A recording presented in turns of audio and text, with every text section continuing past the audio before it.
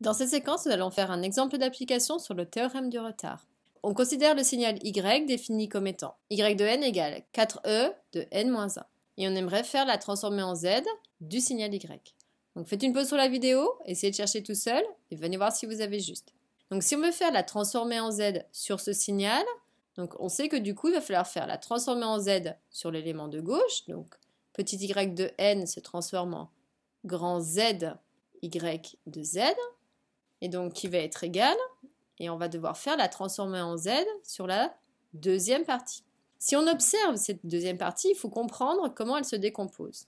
On s'aperçoit que c'est une constante fois une fonction. Et on sait d'après la linéarité que dans ces cas-là, on laissait la constante et on multipliait par la transformée en z de cette fonction. Or, la transformée en z de cette fonction, si j'observe e de n-1, tout de suite, je vois le moins 1. Donc, le fait qu'il y ait ce moins 1, je sais que je suis dans la partie retard de 1 unité. Si je suis en retard de 1 unité, ça veut dire qu'on va utiliser le théorème du retard. Donc, je vais vous redonner la formule.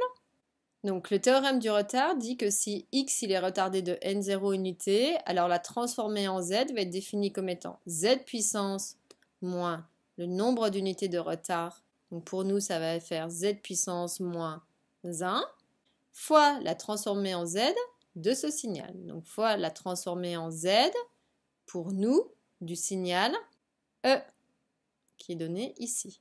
Or, si j'observe pour cette partie ici, je fais la transformée en z de E, mais E c'est l'échelon unité discret.